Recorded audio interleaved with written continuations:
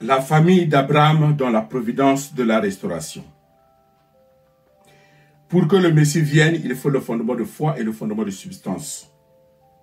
Et nous venons de voir que Abraham a échoué dans le fondement de foi. Et c'est la première fois que le fondement de foi a connu un échec. Quand Abraham a échoué dans le fondement de foi, Dieu lui a demandé, lui a donné deux conditions. La première condition, c'était d'offrir son fils Isaac en holocauste. Et deuxième, ses descendants vont souffrir dans un pays étranger pendant 400 ans. Et Abraham a obéi pour donner son fils en holocauste. C'était pour que le fondement de foi soit restauré dans la famille d'Abraham. Quand Abraham a échoué dans le fondement de foi, Satan avait envahi l'offrande qui était posée pour Dieu. Satan l'avait envahi. En envahissant l'offrande symbolique, cela signifie que toute la création, y compris Isaac, était tombée dans les mains de Satan. Pour cette raison, Dieu avait voulu que Abraham, venant dans la troisième position pour le fondement de foi, doit le restaurer. Et en cela, il doit offrir son fils Isaac. Ce n'était pas parce que Dieu avait voulu simplement de prendre Isaac, mais c'est parce que Isaac aussi était tombé dans les mains de Satan. Pour cette raison, Dieu l'avait demandé. Quand Abraham a voulu mettre la main ou bien le couteau sur son fils, l'ange du Seigneur a dit à Abraham, « Ne fais aucun mal à ton fils. » Et Dieu dit, « Maintenant je sais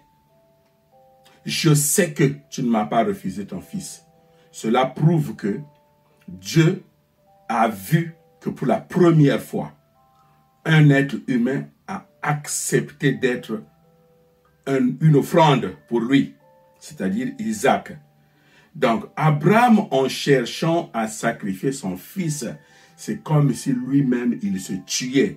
C'était mieux qu'il meure lui-même que de sacrifier son fils. Ce qui signifie que c'était une condition très difficile. Sur la base de sa loyauté, sur la base de sa foi, sur la base de son cœur d'amour et en obéissant au commandement de Dieu d'offrir son fils, il n'y avait aucune base pour que Satan puisse l'envahir. Pour cette raison, Dieu avait dit à Abraham, ne tue pas ton fils. Et voilà, symboliquement, Abraham tuant son fils, il était mort symboliquement. Et Isaac, qui s'est réjoui d'avoir échappé à la mort, il était symboliquement Abraham ressuscité. Abraham est mort symboliquement et il est ressuscité en Isaac symboliquement. Donc, les deux, Abraham et Isaac, ont fait l'offrande qui était là, le gibier, qu'ils ont offert ensemble.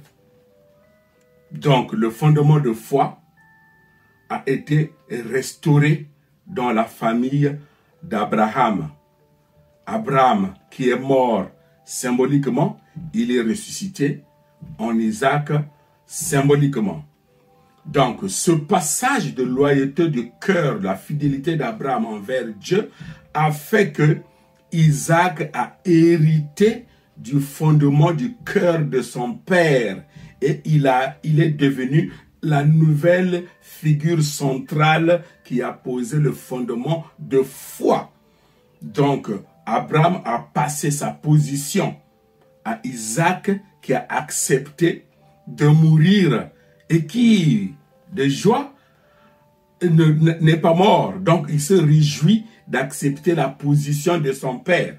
Donc, Abraham mourant et ressuscitant en Isaac. Et Isaac et Abraham ensemble ont posé le fondement de foi. Et cela a eu un succès. Et Isaac a hérité de son père. Et il a posé le fondement de foi. Comme nouvelle figure centrale, c'est Isaac, qui était Abraham ressuscité. symboliquement. Et l'offrande requise, c'est le gibier qu'ils ont offert ensemble. Et voilà comment le fondement de foi a été restauré pour la première fois dans la famille d'Abraham. Pourquoi Abraham a été reconduit? Parce qu'il venait dans la troisième position. Après l'offrande, le fondement de foi d'Abel et le fondement de foi de Noé, qui avait été posé avec succès, et Abraham venait en troisième position. Voilà pourquoi Dieu avait voulu que cela soit restauré toujours dans la famille d'Abraham. Donc ici, nous venons de voir que Abraham et Isaac unis de cœur. Abraham mort symboliquement et il est ressuscité symboliquement dans Isaac. Et les deux ont posé le fondement de foi qui a eu un succès. Et plus tard, nous allons voir le fondement de substance qui sera posé par les enfants d'Isaac. Voilà comment la providence de la restauration marche. Voilà comment Dieu est obligé de travailler dans des conditions. Il est obligé de travailler dans des conditions comme ça, sur la base du principe. Bon entendeur, salut.